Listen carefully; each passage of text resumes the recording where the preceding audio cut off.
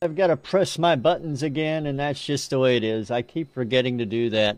I shouldn't, but I do. It's the way I am. It was the way I was brought up. I'm forgetful. What can I say? Music Scene Investigation, everybody. Hello, my name's Rich Wildman. Thanks for being here. We really appreciate it. We know it's like the middle of summer, or actually just to start, depending on which calendar you go by. But we're happy you took a little time out of your schedule to be here. What is it, Tom? What's wrong? I'm sorry, depending upon which calendar you go by. Yeah, a lot of people like to say that summer starts like the middle of June when school gets out, and then there are people who actually go by a calendar and say it starts, June 22nd or 21st or whatever it is. So everybody's different. But it was the summer solstice on June 21st. Exactly. That's officially the first day of summer. Yep. Well, no, isn't it like the longest day of the year or something like that? It's that too. Yeah, longest day. Something about when hippies sacrifice virgins to goats or something. Ian, how many virgins did you sacrifice? I live in West Drayton. I couldn't find any. Yeah, I'm in Queens. The virgins moved out of Queens a long time ago. All right, Paul, same question. No answer. Probably. They have a bad connection. And I'm frozen, look. I'm frozen. You're just unfroze.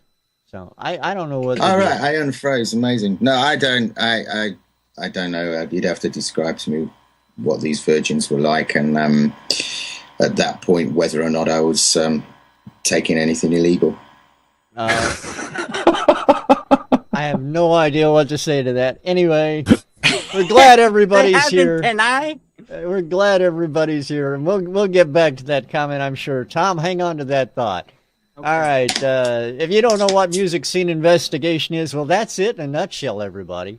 It's exactly what we do for the next hour. No, actually what we do, we bring in indie artists and their music from around the world. We put it in front of our panel and let them review it, critique it after hearing it one time without the benefit of knowing who the artist is, what the name of the song is, or indeed even the genre of the music they're going to hear. By the end of the show, they'll select one of those songs as a song of the week, which will then move on into our Band of the Month competition that takes place on the second Wednesday of the month, and eventually, who knows, they may even make it to that Artist of the Year position. We'll just have to wait and see what happens. Let's meet our in-house panelists first. I'm going to start with Tom because his head's about to explode. He's got a comment he's been waiting to say. I'm sure it is. So here's Tom Chianti from New York City. Hey, Tommy. Hey, I'm holding my head together so it won't explode. Somebody's got to do it, right? Yeah, well, hey, look, I look pretty good. Yeah, you don't look too bad. You clean up all right. I have to make this announcement to the world because it's such an astonishing fact that for the first time, I weigh less than I have ever since I was 16 years old. So you weigh what, $125 wet now? No, I weigh about 190 now. That's pretty I haven't amazing. weighed 190. I mean, when I was 16 and I was on the high school, football team, I was about 210. Wow. Well, congratulations. Yeah, it was all muscle. Now it's just all wet willy. I have nothing to say to that. When you get old, the muscles look good or they droop. Okay, should we call you Droopy from now on or what? No, I'm straight. And over in London, England, hopefully a bit more sane, Mr. Ian Husbands. Ian, how are you, sir?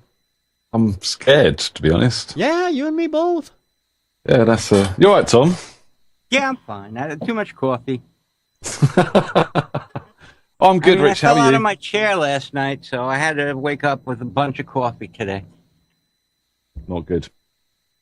I don't know. I don't know. Are you at a loss for words as well, Ian? Yeah, I'm just gonna pretend that never happened. Hi, Rich. How you doing? I'm doing very well. How are you, Ian? I'm not too bad, thank you very much. It's a sunny, summery day over here in the UK.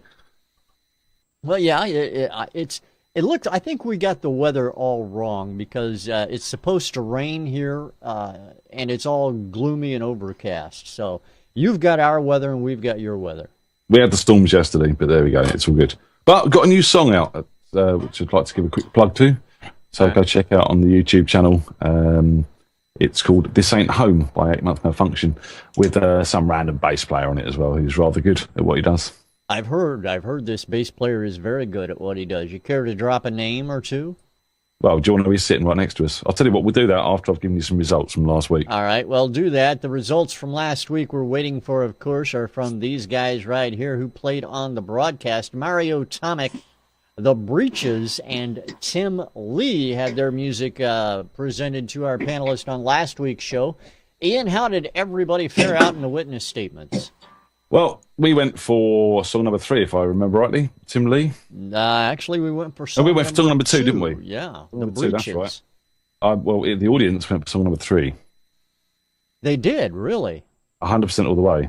Wow. Totally disagree with us. I'm a little bit flabbergasted. Yeah. That's not a good week, Tom. I'm sorry. We'll have to do better this week. Well, we've got better help this week. We have.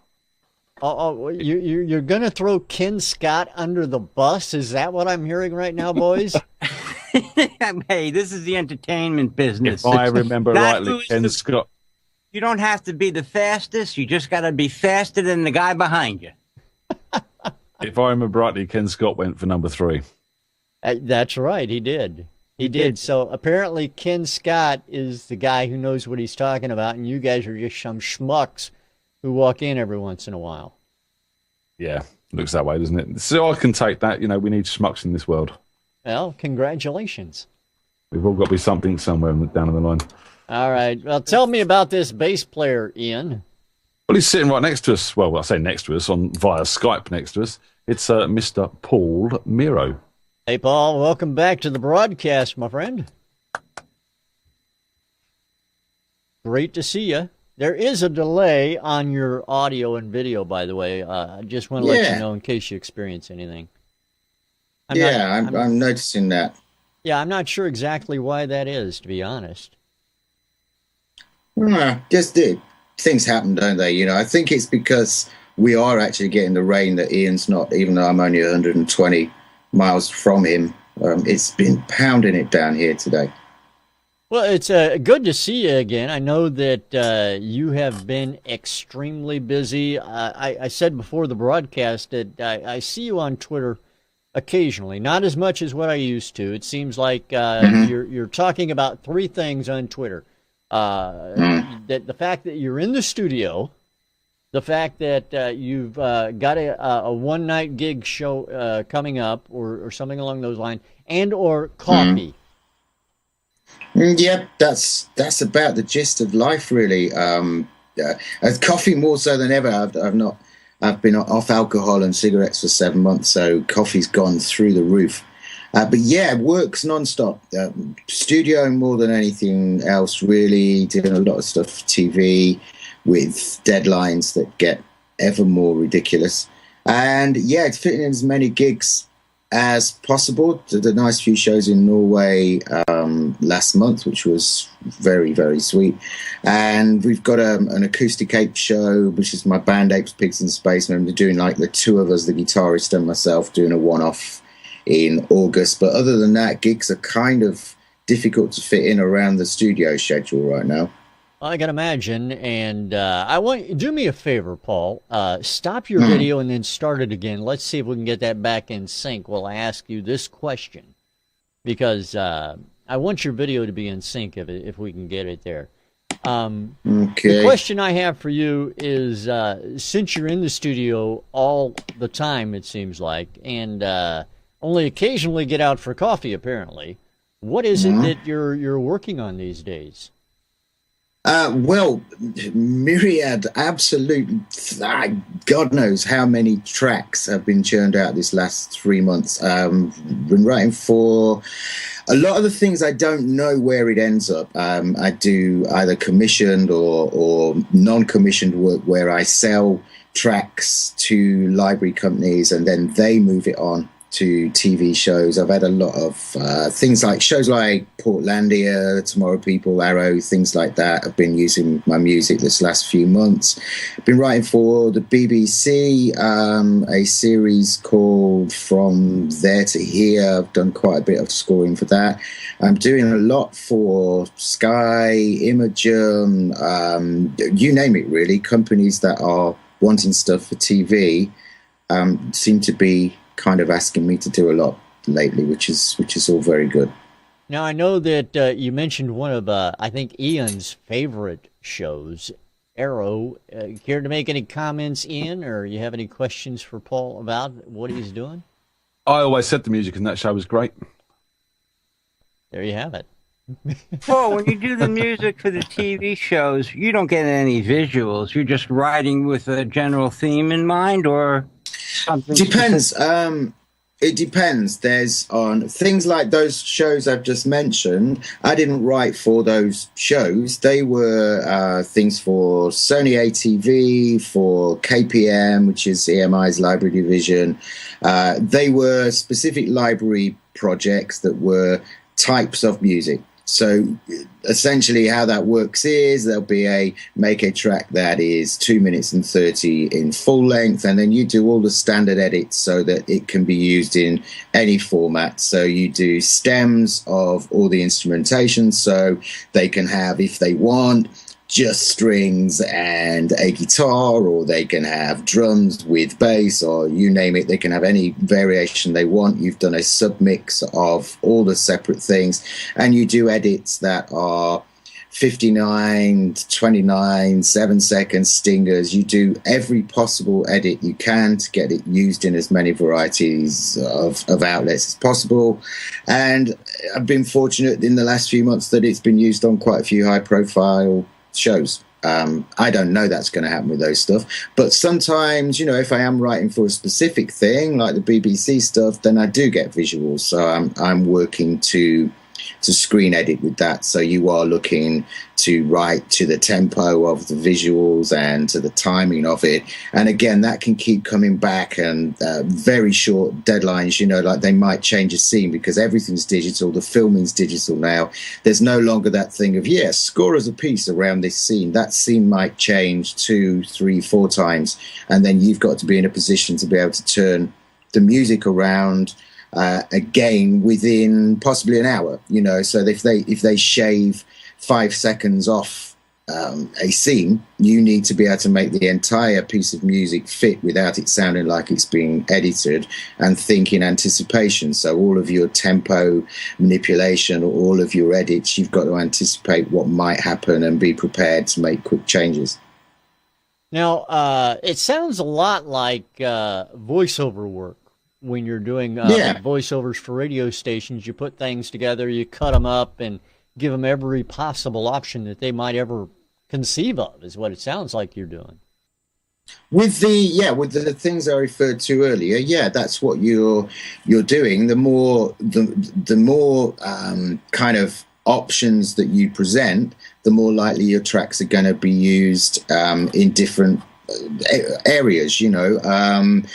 They are non-specific other than the genre, those things. It's kind of like we are doing a collection of, I don't know, indie uplifting rock tracks. So you'll get a brief that says what kind of instrumentation's looked for, and then you'll write tracks in those in that theme, and then you will be paid for those tracks, and those tracks are put on that album, and then lots of different TV, radio, advertising networks will go to the companies who have paid me to make music to license those tracks.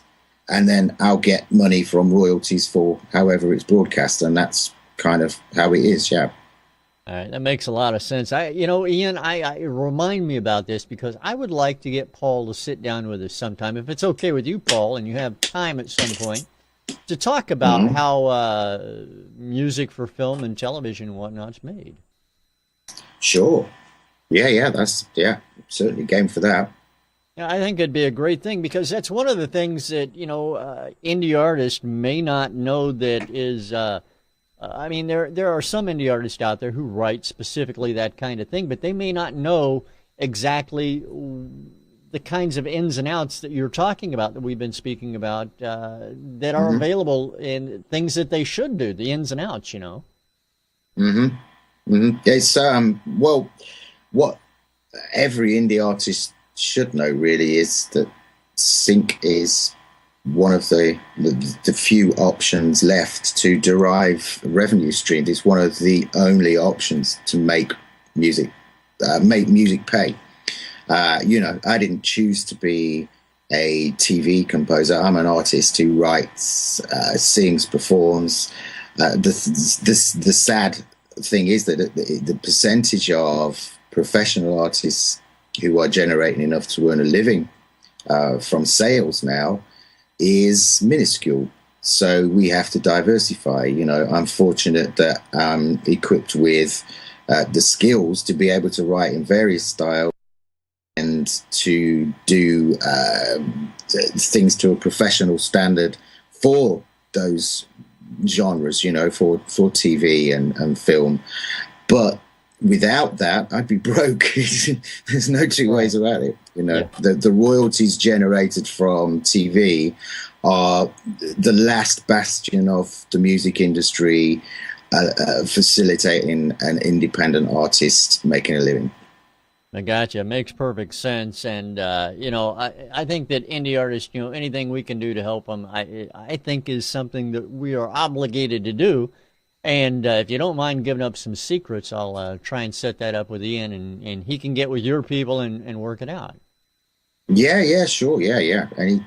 Anything I can do. Yeah. It's a jungle out there. has to be said, through chatting with Paul, I've actually learned a lot. So what I'll do is I'll just put your phone number on the website. Well, isn't it like in the old days you used to be able to find Paul's number in the bathroom? Oh, sorry. Oh no! I changed that number. I don't blame you. I'm sorry, Paul. I couldn't resist. The visualization just came to me. All right. No, this is a true story that happened early on when we were just signing a major deal with my band, and at that point we were between managers, and we had no kind of business address, and we went from being kind of, you know, a band playing bars to being all over MTV very quickly, and our first MTV thing we got, it was a Headbangers Ball, a lady called Victoria Warwick or Vicky Warwick or Vanessa Warwick, that was it. And she was like, oh, we need contact details. So I didn't think they meant to put on the TV. I thought they meant to contact us about when it was going to be broadcast. And they put my, geez, yeah, I was nearly swore then. They put my my address and phone number on MTV. Yeah, that was really funny. Oh, yeah. No, that. Oh dear. Yeah. No, yeah. So what'd you do? Yeah. Change your number? You still have the same number? I'm going to go back and look at some. Moved house. And moved. I had to move house. Well, at least you know people care. Yeah, they do. I mean, yeah, I had a mad Irish woman who I'd never met turn up saying she was having my baby. We had. Yeah, quite funny. Quite funny. Oh, she came to you as well. Yeah. Long red hair.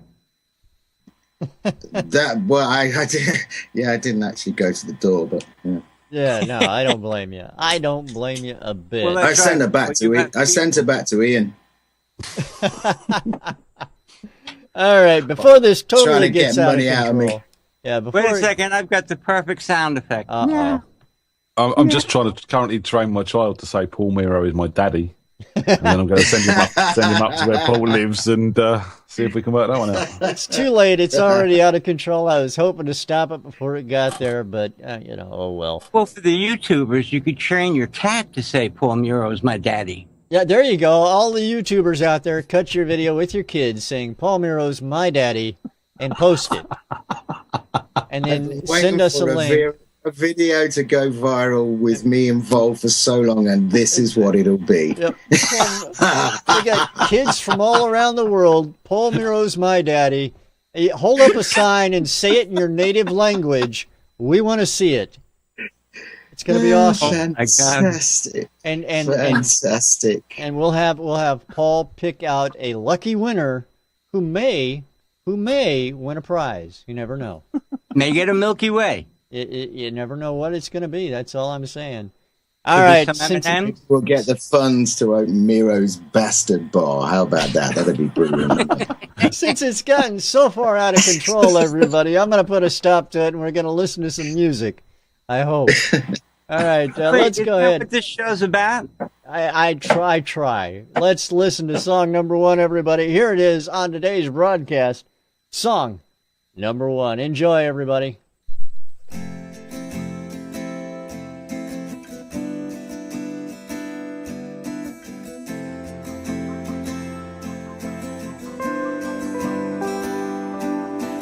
Wishes, flats, road wedding rings. Did you ever think to come back to me?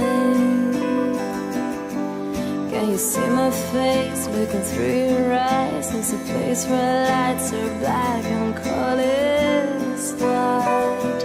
I miss your lies, I miss your smile. I hope you're gonna change your mind and chase the moon to make me fly. Give me a reason why all the words you find, like a say goodbye, are still inside my mind. Take me to your brain, seeking the other side, where your dreams come true and things are yet to come. I wait for lights to blind the sun. I wish you broke inside my life to raise the moon and make me fly over your sides. I wait for nights in a different place. I wish I lived in a red blue house and I still want you. Blue haze and sky beneath the rain. As time goes by, I feel the same. Blue haze and sky beneath the rain. Walking through your streets, drinking wine and beer. Show me how you play the music you can feel. Take me to your brain, seeking the other side, where your dreams come true and things are yet to come. I wait for lights to blind the sun. I wish you broke inside my life to raise the moon and make me fly over your rainbow. Blue haze and sky beneath the rain. As time goes by, I feel the same. Blue haze and sky beneath the rain. As time goes by, I feel the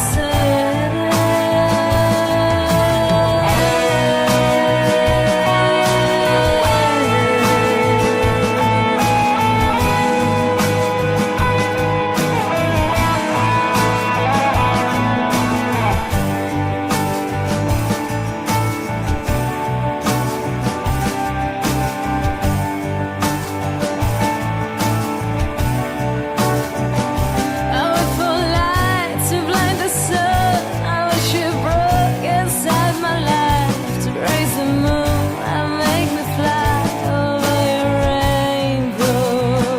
I wait for nights on the other sides. I wait for nights in a different place. I wish I lived in a red blue house and I still want you.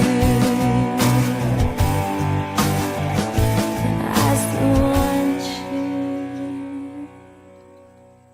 you. There is track number 1 on today's music scene investigation, and we're going to find out what the guys on the panel think about this track. So what we'll do is we'll go over to Ian first and get his thoughts. Ian, track number 1 to you, sir. Yeah, I like this. A good start to the show. Solid arrangement, good vocalist. I like the feel to her voice. I mean, that sort of devil may care attitude in their voice, but she comes across really, really well. I like that. Like the use of the harmonies. I did feel, from the mix point of view, it was a little bit safe. I wanted to hear a bit more space, a bit more openness. That acoustic guitar sounded a little bit too tinny for my liking. But I'm being picky here. I mean, generally, you know, there's a goodish mix here. I did feel her vocals maybe a little bit too up front. But otherwise, you know, yeah, there's a solid song. There's quite a good hook. I can't really say much else. It's quite safe, and lyrically it sort of worked for me. But yeah, I can't really say much else on this. It's there. It's a good demo. It needs a bit of developing, but it's really in the mix. The song's there.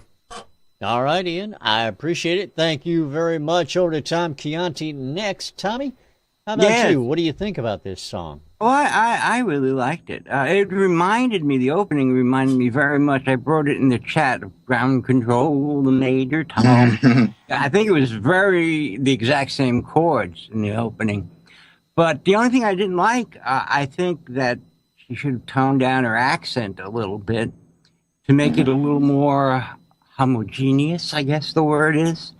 Get a little more broader appeal. And that's really the only thing. The mix is good. The arrangement was very good. And the vocal being that far up front was a little scary at first when it first came in. Did make me draw back a bit. But then after a while, you know, as everything interplayed and changed, you sort of got used to it. So it could use a softer intro and keep it at the same level, or knock it down a bit. But outside of that, I really liked it. All right. Well, thank you very much, Tommy. Now over to the chief Apes, Pigs, and Spacemen guy, and the only guy I know from Apes, Pigs, and Spacemen, Paul Miro. Paul, what do you think? Agree with both the of your expert panelists in many departments. Like Tommy, I'd actually written Space Odyssey down straight away. Not perhaps the best way to introduce a track with one of the most famous David Bowie tunes, with that major seventh to minor or whatever it is going on. The atmosphere of the track's great. Really like the voice. I agree with Tommy that perhaps the voice is so relaxed and colloquial that it sounds almost forced. It needs to just be one of those things where you get the mood really right in the studio with an engineer who's very sympathetic. I think the quality of the vocal is fantastic. Really nice tone, really nice delivery, very relaxed, but it just needs to be that green mist vocal for it to really work. The arrangement in parts is great, you know, apart from the introduction and from 3 minutes on, it seems to get a bit lost. It seems to kind of go off into, I don't know what's happening. It's like a G and an A, B or something ascending. It's if you're going to go into an outro, it needs to be something that is more anthemic or something that counts. It actually seems to drop after the final chorus into 30 seconds of nothing. But, you know, arrangement-wise, it's something that can be worked on. Production-wise, it's something that can be worked on. I think there's plenty of potential there. It's a great demo. As Ian said, it's a bit safe. I'm not really kind of that bothered about that because I don't think anything that comes on MSI is finished. It's kind of, it's ideas. They're in a working state. And from that point of view, there's a lot to work with there. I think there's some really interesting points within it. All right. Well, thank you very much, Paul. I appreciate that. Let me introduce this track to everybody. The name of this song, it's called Wait, and it's by a group called Lemon Tree, and we appreciate their sending that track in. Again, it's Wait by Lemon Tree. Thanks for sending the track, everybody. We'll go on to the next track now. Paul, I want to call you back on Skype while this track is playing. I'm bound and determined to get you back in sync, my friend, so I'll do that. All right, now let's take a listen to track number 2 on today's broadcast. Here it is, everybody. This is track number 2. Enjoy.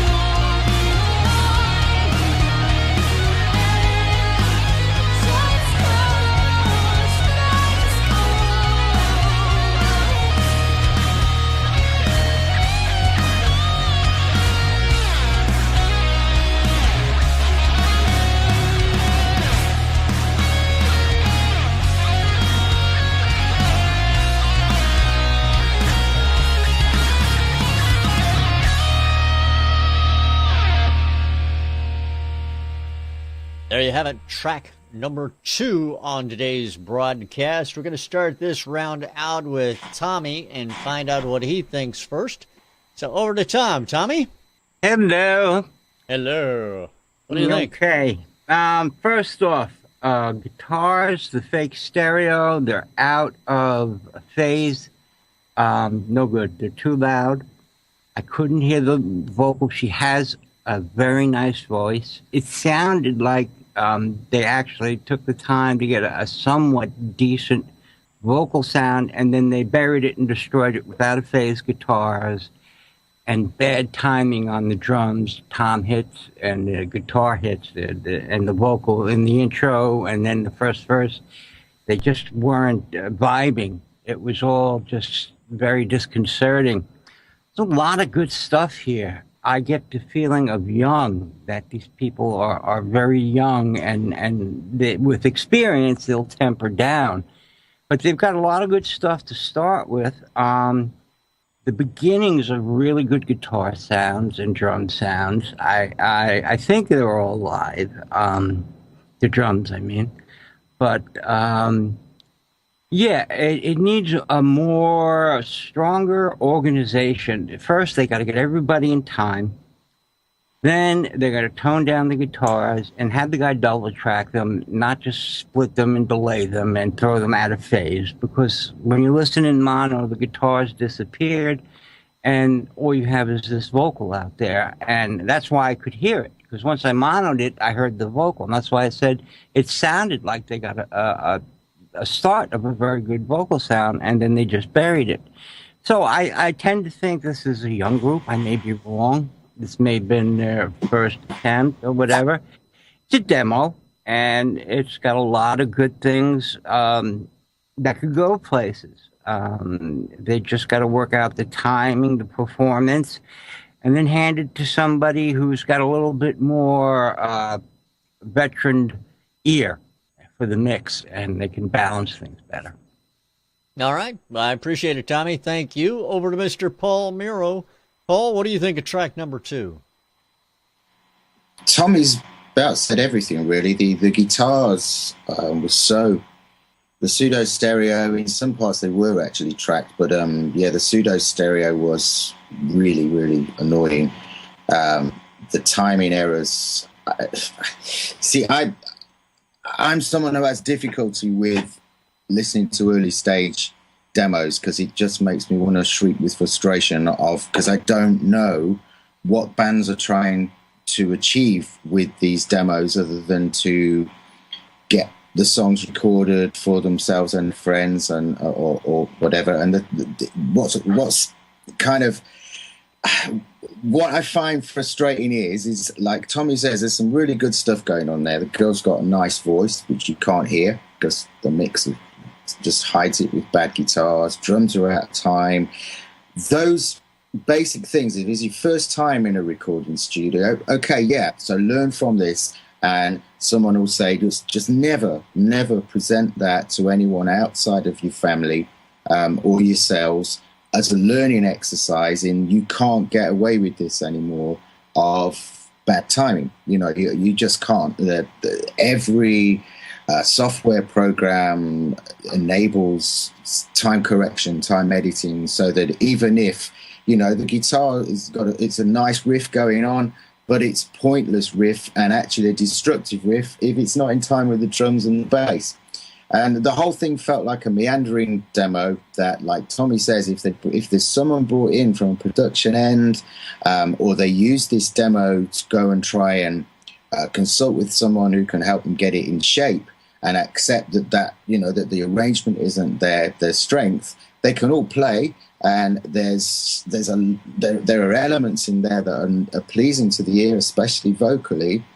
So it's just a case of going, well, yeah, you know, we've made a rough demo here.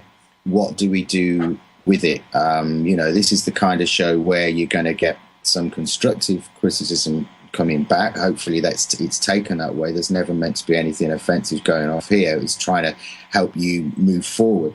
And I think the only way you can use this demo is to try and get someone to help you make a better recording of it. All right, Paul, thank you very much. I appreciate that as well. Let's go to Ian and get his thoughts. Ian, track number 2, sir. Yeah, the guys have really summed up my thoughts on this. I mean, there's a couple of bits I did notice. Obviously, the guitars were an issue. I found the bass was very safe, just playing that root note through and through, and his timing wasn't that great either. And I wanted to hear the bass sort of moving around a bit more creative rather than just sticking to that root. I know this is that kind of song that sort of lends itself to that quite well, but you want to take it to the next level, and that bass player needs to sort of get his chops up a little bit.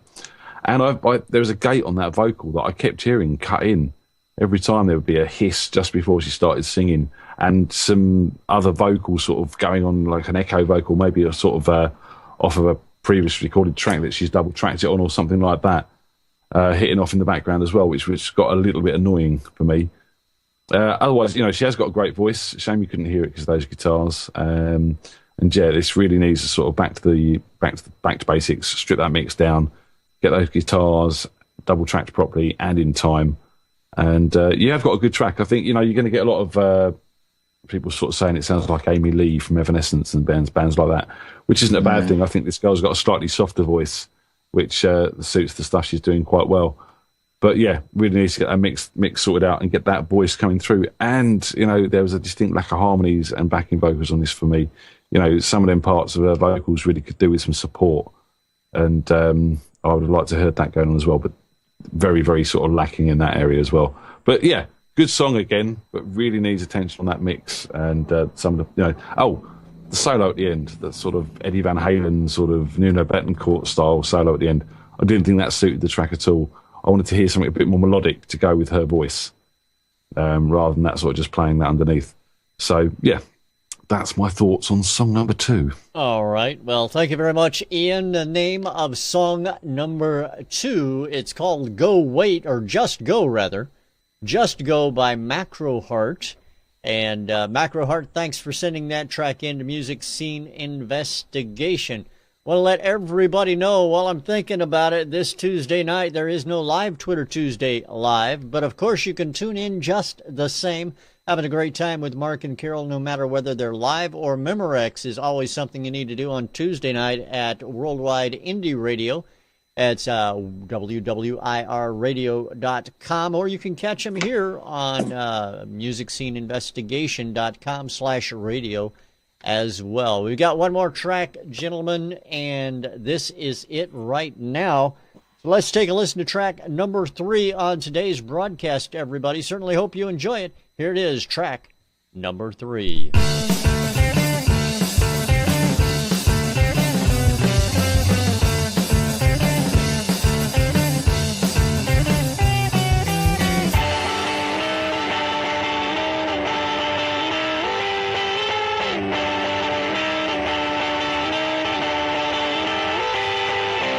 Secondary modern, you stay with the fallen. Yeah, secondary modern, you say it's your calling.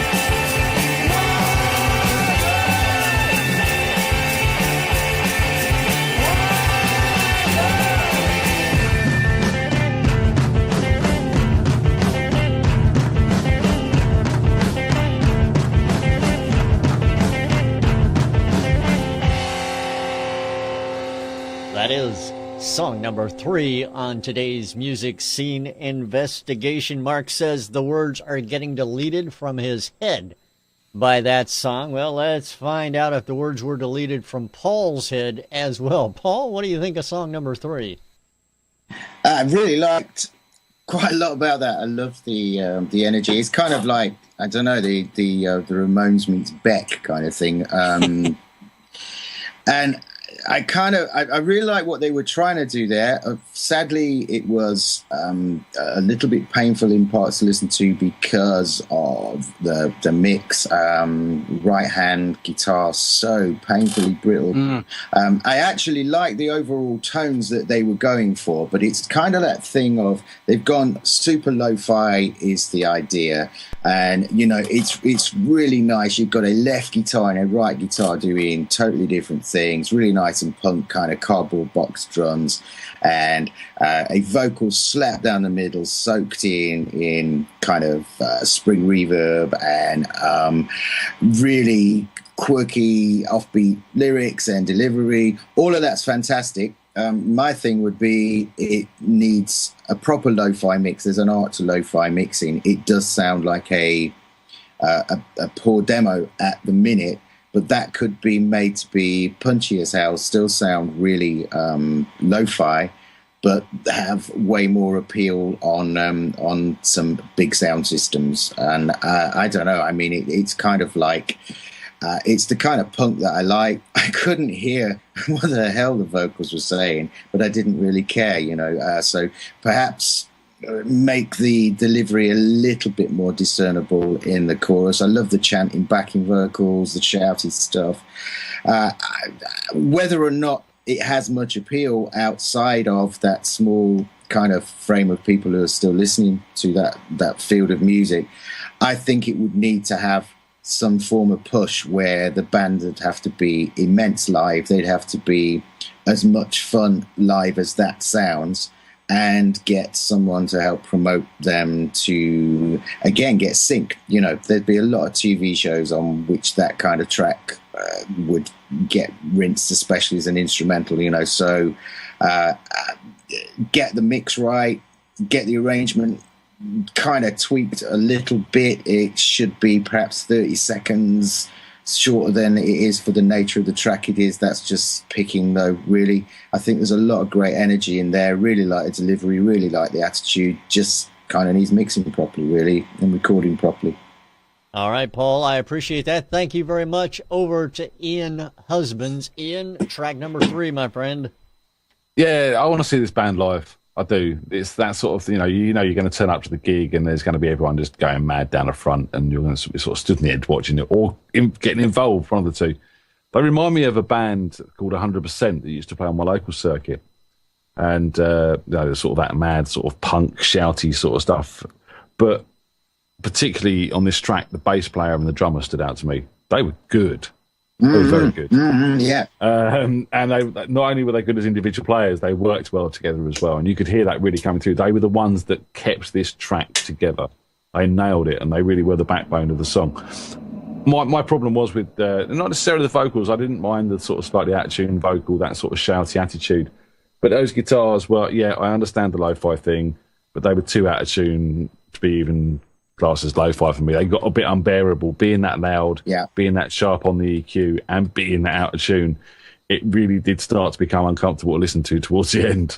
And again, I'm not a big fan of that whole mono left-right, 2 different guitars doing 2 different things, unless they're a lot tighter than they are, because at the moment it was just, again, it was sort of ear to ear, what's going on sort of thing. Do like the energy, do like the song. I think they were saying they're wired, which would kind of work. And I'm going to guess that's what the name of the track is, Wired or something like that. But yeah, overall a great track, but those guitars overall, if anything, need some attention. Pull them down, tune them up, and get them a bit tighter.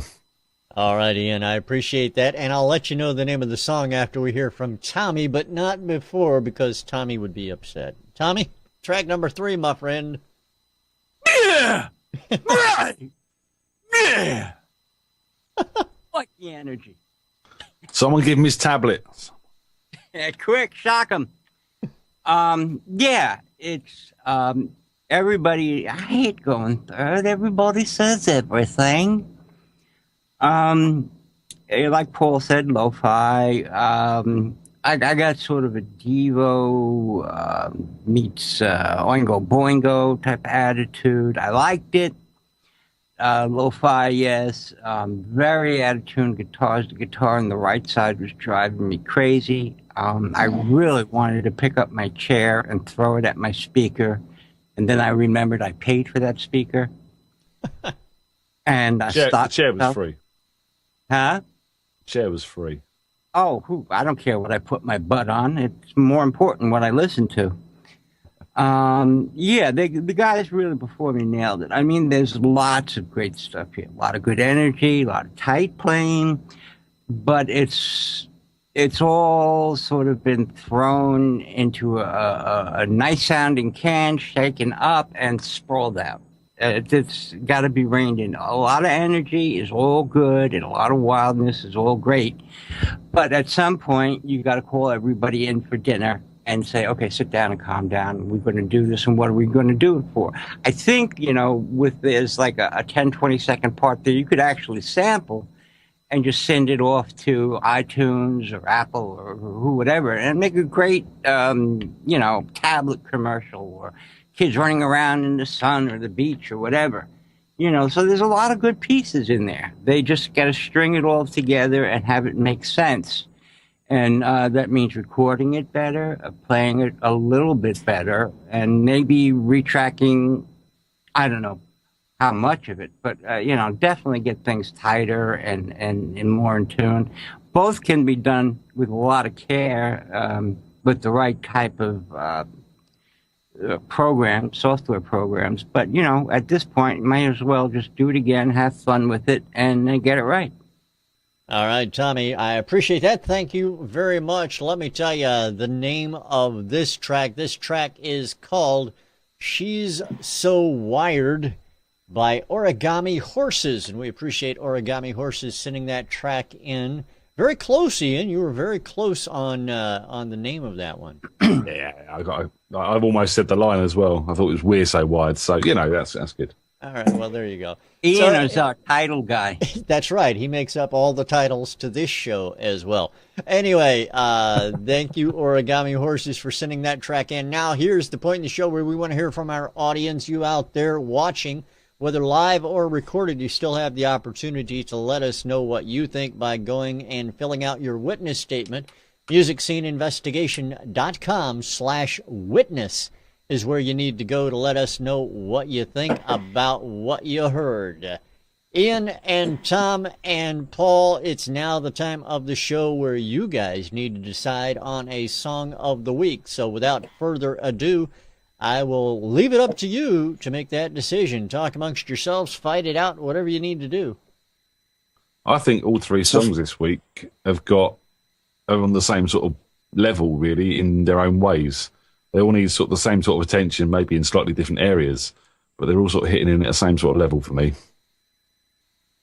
I'm torn between 1 and 3. I've not got 2's not in my list. I'm saying, but all right. I'm going to say. I mean, I love number 3. I really do, but the presentation on it is just not right. Number 1, on the other hand, needs the least done. I think, a day and it's done. Bam, ready to go.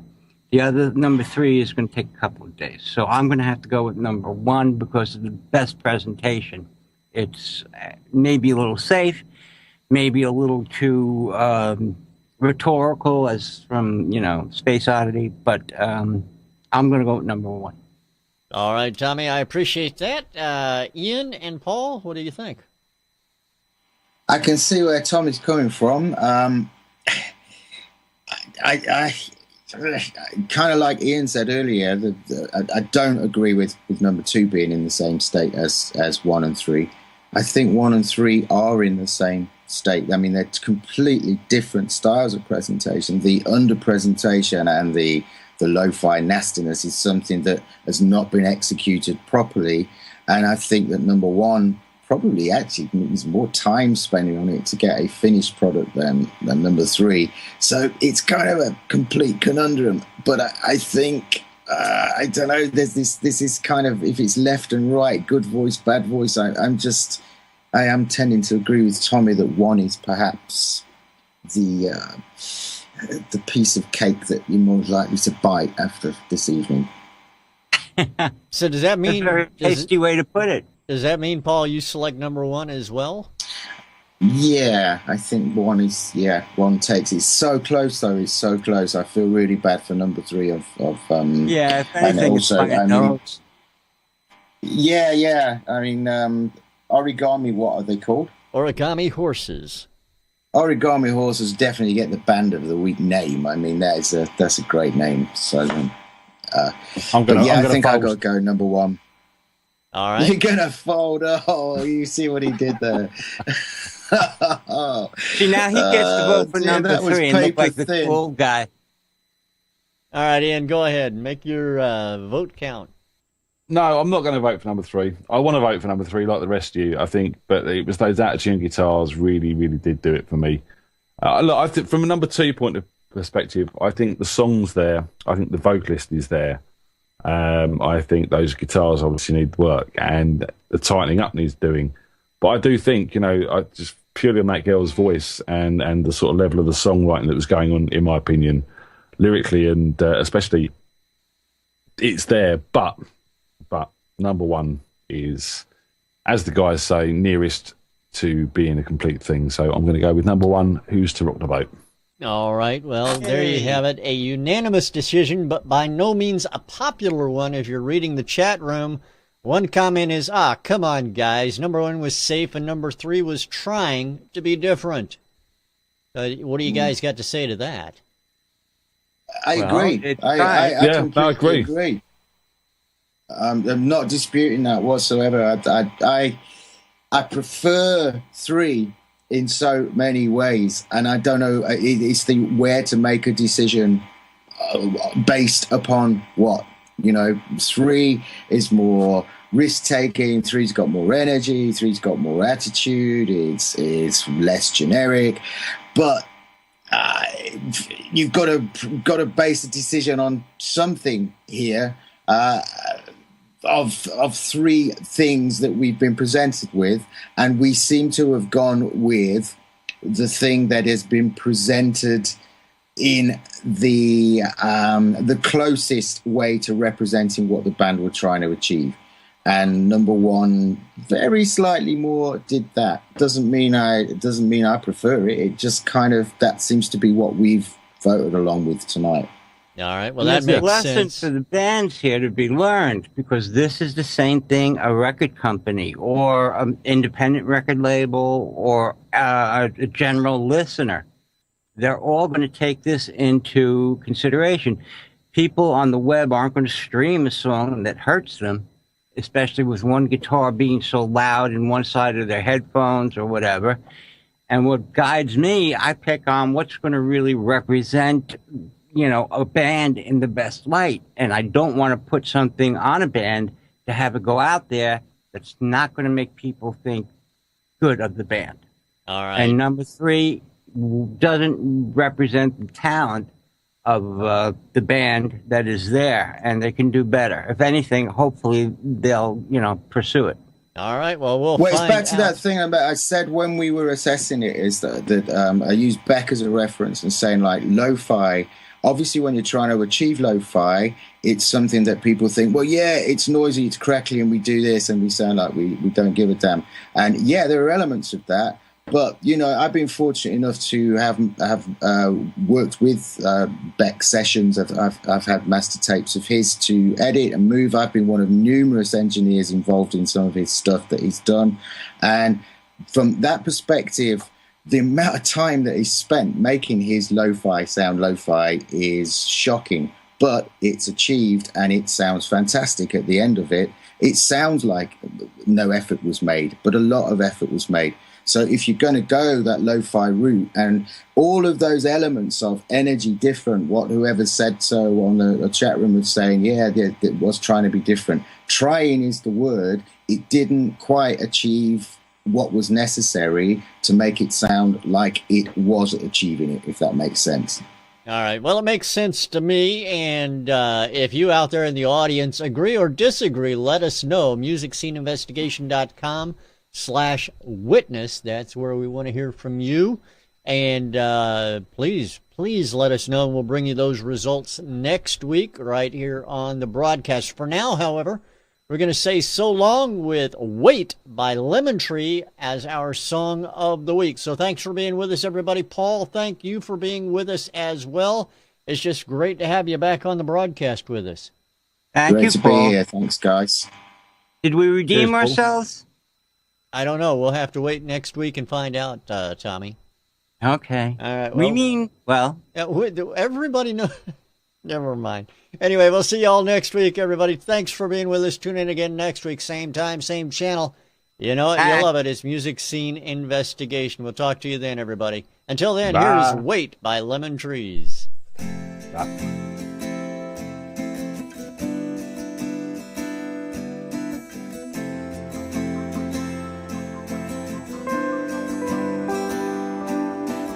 Wishes, flats, road wedding rings. Did you ever think to come back to me?